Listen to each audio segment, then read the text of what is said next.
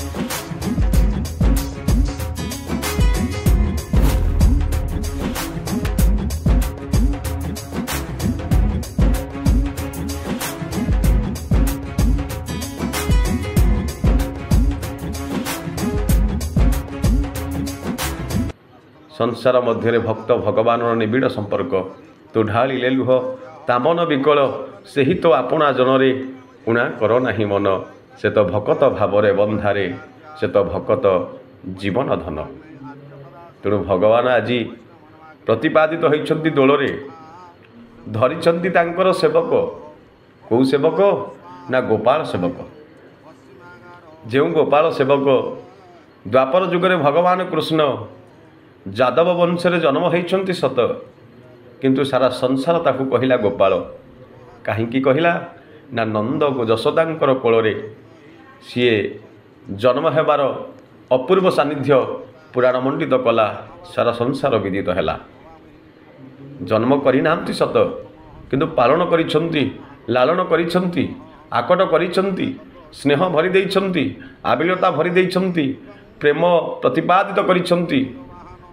आउ जार स्वरूप भगवान आज हाथ में काठीटीए धरी बाड़ीटीए धरी गोचारण करने उद्देश्य वृंदावन कारण लीला करुछंती।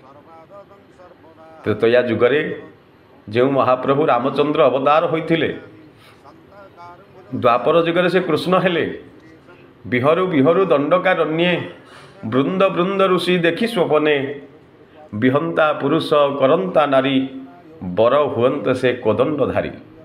रामचंद्र लक्ष्मण गुरुदेव अरण्य मध्य चली आउ यही समय रे 16 सहस्र ऋषि मन मध्य चिंता करुछंती मणिमा हे प्रभु कि रूप तुमर ए कमनीय रूप आखि की सह्य करी होउनी इच्छा होउची आपण को आलिंगन करिबा पई नील जीवंत देह कांति मणि पराय झटकंती तुमरी सही शरीर सहित आम शरीर टिके संलग्न हो जाता आपण आमको टिके पत्नी रूप में ग्रहण कर नियंते एति केवल साधना जदि आम जीवन में था ये मुनि ऋषि जीवन छाड़ी एते पुण्य टिके दी दिंतु प्रभु जेमिति आमे तुमर पत्नी रूप में आपण सहित टिके लीला खेला करूँ। से दिन रामचंद्र महाप्रभु मर्यादा पुरुषचंद्र राघवेंद्र सरकार 16,000 ଋଷିମାନଙ୍କର ମନ କଥା ଜାଣିପାରିଲେ। ଆଉ କହିଲେ, ହେ ଋଷି, ଦିନ ରାତି ନ ଖାଇ ନ ପିଇ ତମେ ତପସ୍ୟା କରୁଛ, ଧ୍ୟାନ କରୁଛ। କାହାକୁ କରୁଛ? ନା ମୋତେ କରୁଛ, ପରମ ବ୍ରହ୍ମକୁ କରୁଛ। ତେଣୁ ତମର ଯେତେବେଳେ ଆଜି କାମନା ଉଦ୍ଦୀପନ ହେଇଛି, ମନ ମଧ୍ୟରେ କାମନା ଜାତ ହେଇଛି, ନିଷ୍କାମ ଭାବରେ ତୁମେ ଭଗବାନଙ୍କୁ ଡାକୁଥିଲ, ଭଗବାନଙ୍କୁ ଧ୍ୟାନ କରୁଥିଲ, କିନ୍ତୁ ଆଜି ଯେତେବେଳେ କାମନା ପୂର୍ଣ୍ଣ ହେଇଛ, ତୁମର କାମନାକୁ ମୁଁ ପୂର୍ଣ୍ଣ ନିହାତି ଭାବରେ କରିବି।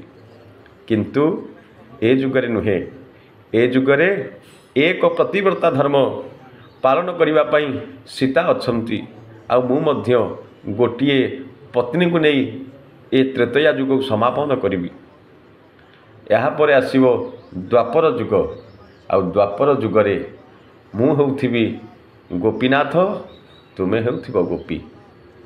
ଭଗବାନ ଲୀଳାଖେଳା କରିବା ପାଇଁ 16,000 ଗୋପୀମାନଙ୍କ ସହିତ ବୃନ୍ଦାବନ କାନନରେ ଆଜି ରାସ ରଚେଇଛନ୍ତି, ଲୀଳାଖେଳା କରୁଛନ୍ତି, ଦୋଳଯାତ୍ରାରେ ବିରାଜିତ ହେଉଛନ୍ତି। ଦୋଳଯାତ୍ରାର ପବିତ୍ରମୟ ଅବସରରେ ପବିତ୍ରମୟ ଧରା ଆଜି ଉଲ୍ଲସିତ ହେଉଛି। ଏହାର ଗୁରୁତ୍ୱ ବୈଷ୍ଣବ ଧର୍ମ ପରମ୍ପରା ପ୍ରଚାର ଓ ପ୍ରସାର ସହିତ ଅଙ୍ଗାଙ୍ଗୀ ଭାବେ ଜଡ଼ିତ। ତେବେ ଏହା ମୁଖ୍ୟତଃ ଗ୍ରାମ ଗ୍ରାମ ମଧ୍ୟରେ, ଗୋଷ୍ଠୀ ଗୋଷ୍ଠୀ ମଧ୍ୟରେ, ବ୍ୟକ୍ତି ବ୍ୟକ୍ତି ମଧ୍ୟରେ ସ୍ନେହ, ସଦ୍ଭାବ, ପାରମ୍ପରିକ ସୌହାର୍ଦ୍ଦ୍ୟର ପରିଚାୟକ ପର୍ବ ଭାବରେ ପାଳିତ ହୋଇଥାଏ। ଦୋଳ ଯାତ୍ରା, ଫଗୁ ଦଶମୀ ଅନେକ ନାମରେ ନାମିତ। ଦୋଳ ଯାତ୍ରା ଫଗୁ ଦଶମୀରୁ ଦୋଳଯାତ୍ରା ଆରମ୍ଭ ହୁଏ। କେଉଁଠି କେଉଁଠି 5 ଦିନ ପଞ୍ଚୁଦୋଳ ପାଳନ କରାଯାଏ, କେଉଁଠି 3 ଦୋଳ ପାଳନ କରାଯାଏ, କେଉଁଠି 7 ଦୋଳ ପାଳନ କରାଯାଏ, କେଉଁଠି 9 ଦିନାତ୍ମକ ଦୋଳ ପାଳନ କରାଯାଏ, କେଉଁଠି 10 ଦୋଳ ମଧ୍ୟ ପାଳନ କରାଯାଏ। ପୃଥିବୀର ନୂତନ ସିଂହରଣ, ପୃଥିବୀ ମାତା ଯେତେବେଳେ ଶସ୍ୟ ଶ୍ୟାମଳା ହେଇ ଗଛରେ ପ୍ରସ୍ଫୁଟିତ ହୋଇଥାଏ ପୁଷ୍ପ, ଗଛରେ ପ୍ରସ୍ଫୁଟିତ ହେବାକୁ ଯାଉଥାଏ ଫଳ, ଗଛ ପରିପୂର୍ଣ୍ଣ ହୋଇଥାଏ, ଶସ୍ୟ ଶ୍ୟାମଳା ଭରି ଏ ପୃଥିବୀ ମାତା ନୀଳ ରଙ୍ଗରେ ରଙ୍ଗାୟିତ ହେଲାବେଳେ ପବିତ୍ର ବସନ୍ତର ମଳୟ ପବନ ସମସ୍ତଙ୍କୁ ସିଂହରଣ ଖେଳେଇ ଦେଉଥାଏ। ପୃଥିବୀର ନୂତନ ସିଂହରଣ ଜଗାଇ ଶକ୍ତିମନ୍ତ ଋତୁରାଜ ବସନ୍ତକୁ ସ୍ୱାଗତ ଜଣାଇବା ପାଇଁ ହୁଏତ ଦୋଳଯାତ୍ରାର ଆୟୋଜନ ବୋଲି ଗ୍ରହଣ କରାଯାଏ। କଥା ଥାଏ, ଦ୍ୱାଦଶ ଶତାବ୍ଦୀରେ ଓଡ଼ିଆ ଜ୍ୟୋତିର୍ବିଦ ଶତାନନ୍ଦଙ୍କ ରଚିତ ଶତାନନ୍ଦ ସଂଗ୍ରହରେ ଦୋଳଯାତ୍ରା ସମ୍ପର୍କରେ ବିଭିନ୍ନ ବର୍ଣ୍ଣନାରୁ ସ୍ପଷ୍ଟ ଅନୁମେୟ ହୁଏ ଯେ ଅତି କମ୍ରେ ଆଜ୍ଞା ଉତ୍କଳ ମାଟି ଦେଖନ୍ତୁ, ଏ ସନାତନ ଧର୍ମଟା କେତେ ଯୁଗର, କେତେ ବର୍ଷର, ତାହାର କଳନା ନାହିଁ। ସନାତନ ଧର୍ମଟା ଯେବେଠାରୁ ସୂର୍ଯ୍ୟ ଅଛନ୍ତି, ଯେବେଠାରୁ ଚନ୍ଦ୍ର ଅଛନ୍ତି, ସେବେଠାରୁ ସନାତନ ଧର୍ମ। ମୀନ, କଚ୍ଛପ, ବରାହ, ନୃସିଂହ, ବାମନ, ପରଶୁରାମ, ରାମ, ବଳରାମ, ବୁଦ୍ଧ, କଲ୍କି ଭଳି ଅବତାର ଯେଉଁ ସନାତନ ସଂସ୍କୃତିରେ ହେଇଯାଏ, ଯେଉଁଠାରେ ମା ଦୁର୍ଗା ରୂପକୁ ଧାରଣ କରି ମହିଷାସୁରକୁ ବଧ କରିପାରନ୍ତି। ସତ୍ୟ, ତ୍ରେତୟା, ଦ୍ୱାପର, ଇଏ 4ଟା ଯୁଗ ନୁହଁ। ବାରମ୍ବାର ଋତୁ ଯେମିତି ପରିବର୍ତ୍ତନ ହେଉଥାଏ, ଏ ଯୁଗ ମଧ୍ୟ ପରିବର୍ତ୍ତନ ହେଉଥାଏ। ସତ୍ୟ ଆସେ, ତାପରେ ତ୍ରେତୟା ଆସେ, ତାପରେ ଦ୍ୱାପର ଆସେ, ତାପରେ କଳି ଆସେ, ପୁଣି ସତ୍ୟ ଆସେ, ପୁଣି ତ୍ରେତୟା ଆସେ, ପୁଣି ଦ୍ୱାପର ଆସେ। ଏହିପରି ଭାବରେ ଚାଲିଥାଏ ଏ ଋତୁଚକ୍ର ଭଳି ଏ ଯୁଗର ଚକ୍ର। ଆଉ ତା ମଧ୍ୟରେ ମାଦଳା ପାଞ୍ଜି ଅନୁସାରେ ଲେଖନୀ ରହିଛି, ତଥାପି ଏ ସନାତନ ଧର୍ମଟା କେତେ ବର୍ଷର ବୋଲି ଅନୁମେୟ ନ କରି ହେଲେ ମଧ୍ୟ ସନାତନ ଧର୍ମ ପ୍ରାୟତଃ 196,8,53,123 ବର୍ଷର ସନାତନ ସଂସ୍କୃତି ବୋଲି ପରମ୍ପରା ଆକାରରେ ମାଦଳା ପାଞ୍ଜି ଅନୁସାରେ ଏହା ଲିଖିତ ଅଛି। ତେବେ ଶତାନନ୍ଦଙ୍କ ସଂଗ୍ରହରେ ଦୋଳଯାତ୍ରା ସମ୍ପର୍କରେ ବିଭିନ୍ନ ବର୍ଣ୍ଣନାରୁ ସ୍ପଷ୍ଟ ଅନୁମେୟ ହୁଏ ଯେ ଅତି କମ୍ରେ ଦୀର୍ଘ 800 ବର୍ଷ ତଳୁ ଓଡ଼ିଶାରେ ଦୋଳଯାତ୍ରା ପାଳିତ ହୋଇ ଆସୁଛି। ସାଧାରଣତଃ ଏହି ଯାତ୍ରା 5 ଦିନ ପାଇଁ ମହାସମାରୋହରେ ପାଳିତ ହୋଇଥାଏ। ରଜଦୋଳ ବା ପଞ୍ଚଦୋଳ ଏହା ନାମରେ ନାମିତ ହୋଇଥାଏ। କେତେକ ସ୍ଥାନରେ ଫାଲ୍ଗୁନ ମାସର ପୂର୍ଣ୍ଣିମା ଦିନ ଆରମ୍ଭ ହୋଇ 5 ଦିନ ପର୍ଯ୍ୟନ୍ତ ପଞ୍ଚଦୋଳ ଭାବେ ଯାତ୍ରା ପାଳନ କରାଯିବା ବେଳେ ଆଉ କେତେକ ସ୍ଥାନରେ ପୂର୍ଣ୍ଣିମା ଦିନକୁ ପର୍ବର ଶେଷ ଦିବସ ରୂପେ ରଜଦୋଳ ନାମରେ ନାମିତ ହୋଇ ଏହି ଯାତ୍ରା ଶେଷ କରାହୁଏ। ଯେଉଁ କେତେକ ସ୍ଥାନରେ ପୂର୍ଣ୍ଣିମା ଦିନଠାରୁ ଆରମ୍ଭ ହୋଇ 6 ଦିନ ପର୍ଯ୍ୟନ୍ତ ଏହି ପର୍ବ ପାଳନ ହୋଇଥାଏ ସେଠାରେ 6 ଦୋଳ ଏବଂ ଯେଉଁଠି 9 ଦିନ ପର୍ଯ୍ୟନ୍ତ ପାଳନ କରାଯାଏ ସେଠାରେ 9 ଦୋଳ, ଏହାକୁ ନବଦୋଳ ବୋଲି କୁହାଯାଏ। କେଉଁଠି 7 ଦିନ ପାଳନ ହୁଏ ତାକୁ ସପ୍ତଦୋଳ ବୋଲି କୁହାଯାଏ। କେଉଁଠି 10 ଦିନ ପାଳନ ହୁଏ ତାକୁ 10 ଦୋଳ ବୋଲି କୁହାଯାଏ। ଏହି ସମୟରେ ବର୍ଷା ନଥାଏ, ଖରା ନଥାଏ, ଶୀତ ବି ନଥାଏ, ତେଣୁ ସମସ୍ତେ ଆନନ୍ଦରେ ଉଲ୍ଲସିତ ହୋଇଥାନ୍ତି। ଆଉ ତନ୍ମଧ୍ୟରେ ଗାଁ ଗହଳିରେ ଆମେ ସମସ୍ତେ ଜାଣିଛେ ଭଗବାନଙ୍କର ଭଗବତ ଗୋସାଇଙ୍କର ଏ ପବିତ୍ର ମେଳନରେ ହୋଲି ଯାତ୍ରା ମଧ୍ୟ ପଡ଼େ, ନାଟକ ମଧ୍ୟ ପଡ଼େ, ବନ୍ଧୁ ବାନ୍ଧବଙ୍କର ମିଳନ ପଡ଼େ। ବର୍ଷ ବର୍ଷ ଧରି ବିଦେଶରେ ରହୁଥିବା ପୁଅ, ବର୍ଷ ବର୍ଷ ଧରି ବିଦେଶରେ ରହୁଥିବା ଝିଅ, ବର୍ଷ ବର୍ଷ ଧରି ବିଦେଶରେ ରହୁଥିବା ସାଙ୍ଗସାଥି ବନ୍ଧୁ ବାନ୍ଧବ ସମସ୍ତେ ଚାଲି ଆସନ୍ତି ଗାଁକୁ ଏହି ଦୋଳ ମେଳନଟି ଏକାଠି ହେବା ପାଇଁ। ଯେଉଁ ଦୋଳ ମେଳନ ଭିତରେ ସମ୍ମିଳିତ ହୋଇଥାଏ ପୌରାଣିକ କଥା, ଯେଉଁ ମହାପ୍ରଭୁ ଜଗତର ନାଥ ଜଗନ୍ନାଥ ମଧ୍ୟ ଦୋଳଯାତ୍ରାରେ ଫଗୁ ଖେଳିଥାନ୍ତି। କୋଟି ଓଡ଼ିଆର ମୌଡ଼ମଣି ଦୋଳ ସହିତ ବିଭିନ୍ନ ପୁରାଣର କାହାଣୀ ସଂଯୁକ୍ତ ହୋଇସାରିଛି। ଗୋଟିଏ ପଟେ ରାଧା, ଗୋଟିଏ ପଟେ କୃଷ୍ଣ ପ୍ରେମ ଗାଥାର ଭବ୍ୟ ଉତାଳ ଉତ୍ତରଣ ଓ ଅନ୍ୟ ପକ୍ଷରେ ଅନ୍ୟାନ୍ୟ ପୌରାଣିକ ଆଖ୍ୟାନର ଗ୍ରନ୍ଥନ। ରଙ୍ଗର ରଙ୍ଗିନୀ ଖେଳ ଓ ହୋଲିକା ଦହନର ଅଗ୍ନି ଔଜ୍ଜଲ୍ୟ ଏ ଉଭୟ ଦୁଷ୍ଟ ଶକ୍ତି ଉପରେ ଶୁଭଙ୍କର ପ୍ରତୀକର ବିଜୟକୁ ଏହି ପର୍ବ ସହିତ ସମ୍ମିଳିତ କରି ରଖିଛି। ରାଧାକୃଷ୍ଣଙ୍କର ପ୍ରେମ ପ୍ରଣୟର ଲୀଳା, ଦୋଳ ଓ ରଙ୍ଗ ଖେଳ ବ୍ୟତୀତ ଅନ୍ୟ ଯେଉଁ ସବୁ ଆଖ୍ୟାନ ଉପାଖ୍ୟାନ ଏହି ଦୋଳ ହୋଲି ଯୁଗ୍ମ ପର୍ବ ଦିବସ ସହିତ ସମ୍ପୃକ୍ତ ରହିଛି। ପୁଣି କେତେକଙ୍କ ମତରେ ପ୍ରବଳ ପରାକ୍ରମୀ ରାକ୍ଷସ ମେଧାସୁରର ମୃତ୍ୟୁ ଭଗବାନଙ୍କର କାରଣ ହୋଇ ପୃଥିବୀର ପାପର ମାତ୍ରା ହ୍ରାସ କରିବାରେ ଯେଉଁ ଏହି ପର୍ବ ଆୟୋଜନ ହୋଇଥାଏ। ପୌରାଣିକ ଗାଥା ସଂସାରରେ ଯେତେ ଜଗନ୍ନାଥ ସଂସ୍କୃତି କୁହନ୍ତୁ, ସନାତନ ଧର୍ମ କୁହନ୍ତୁ, ଯେତେ ଓଷା ବ୍ରତ ପାଳନ କରାଯାଏ, ଯେତେ ପର୍ବ ପାଳନ କରାଯାଏ, ତା'ର କୌଣସି ନା କୌଣସି ଗୋଟିଏ ତାତ୍ତ୍ୱିକ ମାହାତ୍ମ୍ୟ ଥାଏ, ବୈଜ୍ଞାନିକ କାରଣ ମଧ୍ୟ ଥାଏ, ସାମାଜିକ ଚଳଣି ମଧ୍ୟ ଥାଏ, ଆଉ ମାନସିକ କାର୍ଯ୍ୟ ମଧ୍ୟ ଥାଏ। ତେଣୁ ପବିତ୍ର ଇଏ ପର୍ବ ଦୋଳଯାତ୍ରା ଏକ ପକ୍ଷରେ ନବବସନ୍ତ କୋକିଳର କୁହଦାନ, ଚ୍ୟୁତ ବୃକ୍ଷରେ ନବମୁକୁଳ, ମୃଦୁମନ୍ଦ ଶୀତଳ ସମୀରଣ ଏବଂ ଅନ୍ୟ ପକ୍ଷରେ ସତୀଙ୍କର ଅକାଳ ବିୟୋଗର ମୃତ୍ୟୁ। ପରେ ରୁଦ୍ର ମହାତପସ୍ୱୀ ମହାଦେବ ଶିବଙ୍କ ରୂପରେ ଧ୍ୟାନ ଭଗ୍ନ। ତେବେ ଦେବଦେବ ମହାଦେବଙ୍କର ଚରିତ୍ର ମଧ୍ୟ ପୁରାଣରେ ଆଖ୍ୟାନ ଅଛି। ଏହି ସମୟରେ ସତୀଙ୍କର ମୃତ୍ୟୁ ମଧ୍ୟ ପୁରାଣରେ ଶିବ ପୁରାଣରେ ଲେଖା ହୁଏ। ତେବେ ଦେବଦେବ ସେହି ମହାଦେବଙ୍କର ଗଣ ତାରକାସୁରର ଅତ୍ୟାଚାରରେ ଭୀତ ସଂତପ୍ତ ଆଉ ଉଚ୍ଚକିତ ଭାବରେ ପ୍ରତୀକ୍ଷାମାଣ ଏକ ଶୁଭଲଗ୍ନର ମହାଯୋଗୀ ଶିବଙ୍କର ଧ୍ୟାନ ଭାଙ୍ଗିଲେ ହିଁ ମଦନକ ପଞ୍ଚଶରରେ ତାଙ୍କୁ ଆକ୍ରାନ୍ତ କରାଯାଇପାରେ। ଆମ ଦେବତାଙ୍କ ମଧ୍ୟରେ ପୌରାଣିକ ମାଧ୍ୟମରେ ମଦନ ବୋଲି ଗୋଟେ ଶବ୍ଦ ଥାଏ। ମଦନ କହିଲେ ଆମେ କାମ ଦେବତାଙ୍କୁ ବୁଝିଥାଉ। ଆଉ କାମ ଦେବତା ଯେତେବେଳେ ସ୍ୱରକୁ ପ୍ରତିପାଦିତ କରନ୍ତି ସେତେବେଳେ ଏହି ବସନ୍ତର ପବନ, ବସନ୍ତର ପବିତ୍ରମୟ ସମୟ ଉପନୀତ ହୁଏ। ସେଦିନ ମହାଦେବ ସତୀ ତ ଦାହ ସରିଛନ୍ତି, କିନ୍ତୁ ଅସୁରଟିଏ ମରିବ, ତାରକାସୁର ବର ମାଗିଛି ଶିବଙ୍କର ବୀର୍ଯ୍ୟରୁ ଯେଉଁ ସନ୍ତାନ ଜାତ ହେବ ସେ ହିଁ ମୋତେ ମାରିବ। ଆଶ୍ଚର୍ଯ୍ୟ, ଶିବ ଆଜି ପତିହନ୍ତା, ଶିବ ଆଜି ପତି ବିଚ୍ଛେଦ, ଯାହାଙ୍କର ପତ୍ନୀ ନାହିଁ, ତଥାପି ଶିବ ପୁଣି ନୂତନ ବିବାହ କରିବେ। ଦ୍ୱିତୀୟ ବିବାହ ଗ୍ରହଣ କରିବେ, ତାପରେ ତାରକାସୁରକୁ ବିନାଶ କରିବେ। ଏ କଥା ମଧ୍ୟ ପୁରାଣର କଥା ଆପଣମାନେ ସମସ୍ତେ ଜାଣିଛନ୍ତି।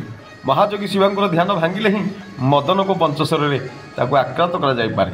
ମହାଦେବଙ୍କ ଧ୍ୟାନ ଭାଙ୍ଗିବା ପାଇଁ ମଦନକୁ ଆକ୍ରମଣ କରାଗଲା, ଆମନ୍ତ୍ରିତ କରାଗଲା।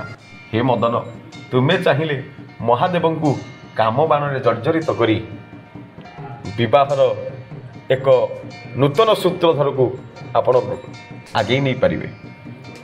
ସେଦିନ ଡକାଗଲା ମଦନକୁ, ଆଉ ମଦନ ସେଦିନ ତାଙ୍କର କାମ ବାଣକୁ ଛାଡ଼ିଛନ୍ତି ମହାଦେବଙ୍କ ନିକଟକୁ। ଆଉ ମହାଦେବ ମଦନଙ୍କର ସେ କାମ ବାଣକୁ ଏତେ ପରମ ଯୋଗୀ ସିଏ, ଅକର୍ମ କର୍ମଦାୟକ ଭୋଳନାଥ ଶଙ୍କର, ବନ୍ଦେ ଶମ୍ଭୁ ମହାପତି ସୁର ଗୁରୁଂ ବନ୍ଦେ ଜଗତ କାରଣ, ବନ୍ଦେ ପରୁଣକ ଭୂଷଣଂ ମୃଗଧର ବନ୍ଦେ ପଶୁନାଂ ପତି, ବନ୍ଦେ ସୂର୍ଯ୍ୟ ଶଶାଙ୍କ ବହ୍ନି ନୟନଂ ବନ୍ଦେ ମୁକୁନ୍ଦଂ ପ୍ରିୟ, ବନ୍ଦେ ଭକ୍ତ ଜନାଶ୍ରୟଂ চ ବରଦଂ ବନ୍ଦେ ଶିବ ଶଙ୍କର। ଶିବ ଶବ୍ଦର ଅର୍ଥ ହେଉଛି ମଙ୍ଗଳମୟ।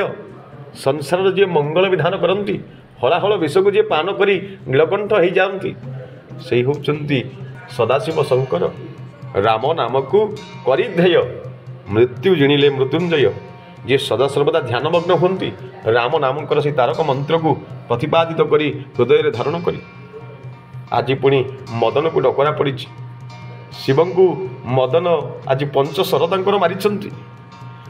ଆଉ ପଞ୍ଚଶର ମାରିବା ଦ୍ୱାରା ମହାଦେବ ଏତେ କ୍ରୋଧୀ ମଦନକୁ ସେଦିନ ଦହନ କରିଛନ୍ତି।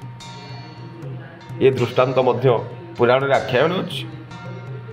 ପବିତ୍ରମୟ ସେଇ ମହାପ୍ରଭୁ ଯାହାଙ୍କର ମହାଦେବକୁ ମଧ୍ୟ ମଦନ ଦହନ ବୋଲି କୁହାଯାଏ। ମଦନକୁ ସେ ଦହନ କରିଥିଲେ ବୋଲି, ଭସ୍ମ କରିଦେଇଥିଲେ ବୋଲି ତାଙ୍କର ନାମ ମଦନ ଦହନ। କିନ୍ତୁ ତଥାପି ସୃଷ୍ଟିର ନିୟମରେ ମଙ୍ଗଳମୟ ଶିବ ଦ୍ୱିତୀୟ ବିବାହ କରିଛନ୍ତି। ରୂପବତୀ ହେମବନ୍ତ କନ୍ୟା ପାର୍ବତୀଙ୍କ ସହିତ ମହାଦେବଙ୍କ ସହିତ ଶିବଙ୍କର ସେଦିନ ମିଳନ ହେଇଛି। କାର୍ତ୍ତିକେୟଙ୍କର ଜନ୍ମ, କାର୍ତ୍ତିକ ମାସ, କାର୍ତ୍ତିକ ମହାତ୍ମ୍ୟ, କାର୍ତ୍ତିକ ପୁରାଣରେ ଏହା ଲିପିବଦ୍ଧ। କାର୍ତ୍ତିକ ସେଦିନ ଜନ୍ମ ହୋଇଛନ୍ତି। ଆଉ ଜନ୍ମ ହେବା ପରେ ତାରକାସୁରକୁ ନିଧନ କରିଛନ୍ତି।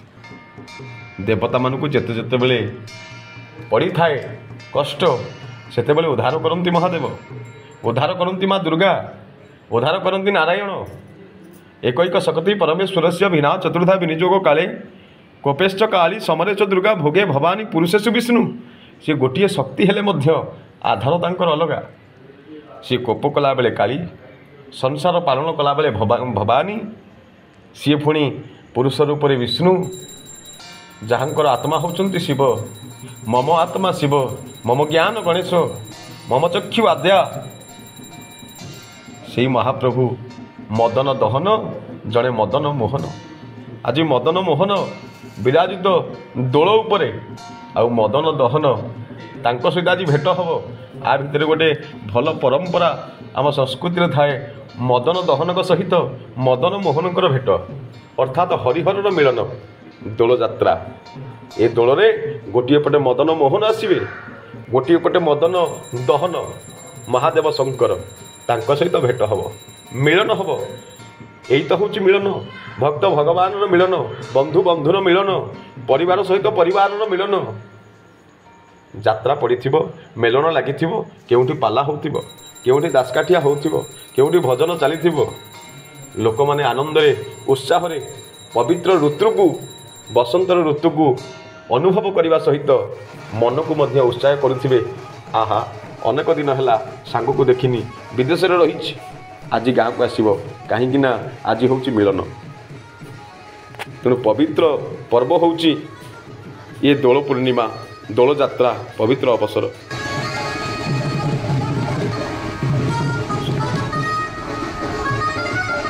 जदि वीडियोटी भल लगी थाए तेबे लाइक, कमेंट एवं शेयर करंतु। माँ टीवी ओडिशा को सब्सक्राइब करंतु। माँ टीवी सदा आपणक पाई, आपणक साथी रे, आपणक हितरे।